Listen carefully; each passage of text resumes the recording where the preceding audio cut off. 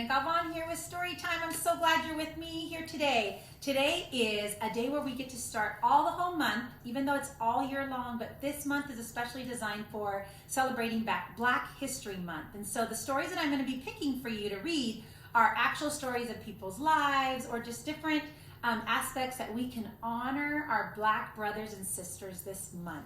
And so thank you for being here. Today's story is actually about Martin Luther King Jr. and some big words about his life and some inspirational words that he shared with us through all of the speeches that he gave throughout his life. And so thanks for joining me here today, and I hope you had a really great day at school today. Hola comunidad de Greenfield, soy su Brenda Galvan aquí con ustedes leyendo una historia y hoy vamos hoy pues todo el año, pero en este mes especial estamos dando honor a nuestros hermanos y hermanas africanos americanos. Y este es el mes de febrero cuando damos honor a ellos y celebramos con personas o movimientos que hicieron ellos en el pasado. Y hoy voy a leer una historia sobre el señor Martin Luther King Jr.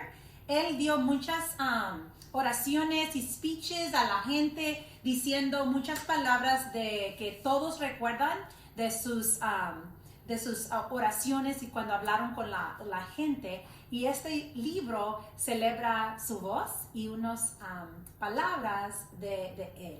So, gracias por estar aquí conmigo. Ojalá que ustedes tengan un fantástico día y ahora vamos a leer la historia de Martin Luther King Jr. Okay, so let's see what we can say and what we can learn today about Martin Luther King.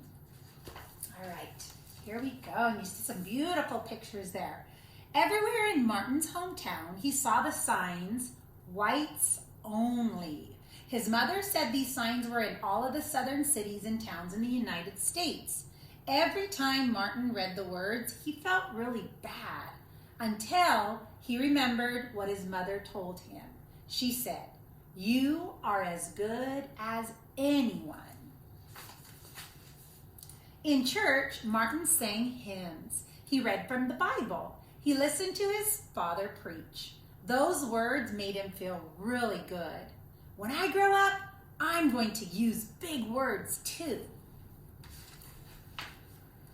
Martin grew up, and he also became a minister or a preacher, un pastor, like his father. And he used the big words he had heard as a child from his parents and from the Bible. Everyone can be great, is what he remembered. He studied the teachings of Mahatma Gandhi. He learned how the Indian nation won freedom without ever firing a gun. Martin said love when others said hate. Hate cannot drive out hate. Only love can do that. Those are some of his famous words. He also said together when others said separate. He said peace when others said let's have war. Sooner or later, all the people of the world will have to discover a way to live together.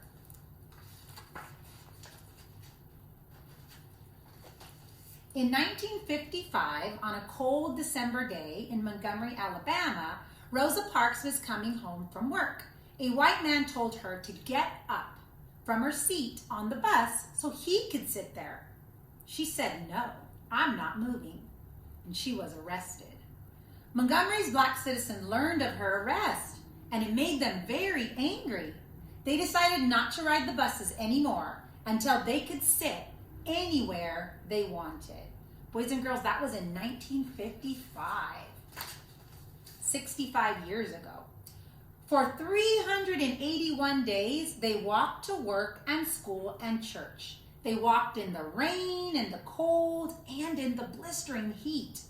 They did this, and Martin walked with them and talked with them and sang with them and prayed with them until the white city leaders had to agree they could let them sit anywhere on the buses. When the history books are written, someone will say, there lived Black people who had the courage to stand up for their rights. In the next 10 years, Black Americans all over the South protested for equal rights. Martin walked with them and talked with them and sang with them and prayed with them. White ministers told them to stop. Mayors and governors and police chiefs and judges ordered them to stop. but they kept on marching. Wait! For years, I have heard the word wait. We have waited more than 340 years for our rights, and they would wait no more. They were jailed, and they were beaten, and some of them were even murdered, but they kept on marching. Some Black Americans wanted to fight back with their fists. Martin convinced them not to. He reminded them the power of love. Love is the key to the problems of the world. Many white Southerners hated and feared Martin's words. A few threatened to kill him and his family. His house was bombed. His brother's house was bombed. But he refused to stop. Remember, if I am stopped, this movement will not be stopped, because God is with us in this movement. Remember, he was a preacher, and so was his father, so he believed also in God. The marches continued. More and more Americans listened to Martin's words. He shared his dreams, and he filled them with hope. I have a dream that one day in Alabama, little black girls and little black boys will join hands with little white boys and little white girls as sisters and brothers. After 10 years of protest, the lawmakers in Washington voted to end segregation. The white-only signs in the South finally came down.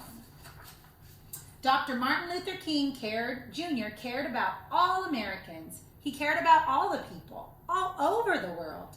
And people all over the world admired him. In 1964, he won the Nobel Peace Prize. He won it because he taught others to fight with their words and not with their fists.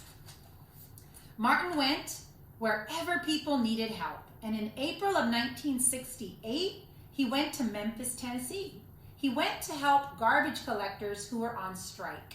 He walked with them and talked with them and sang with them and prayed with them. On his second day there, he was shot and he died. That was in 1968. That's 32 plus 20, 52 years ago. His big words are alive, though, for us still today. And those are some important dates of his life. So this, boys and girls, story is about Martin Luther King Jr. You've seen him before on different books. And so this whole month of February, I'm going to be reading stories that celebrate our Black brothers and sisters. So keep joining me so we can keep learning about the people who have served us and have done really good things for our communities, okay? So thanks for joining me today. I'm Superintendent Galvan with the Greenfield School District, sending a great big bear hug from our family to yours.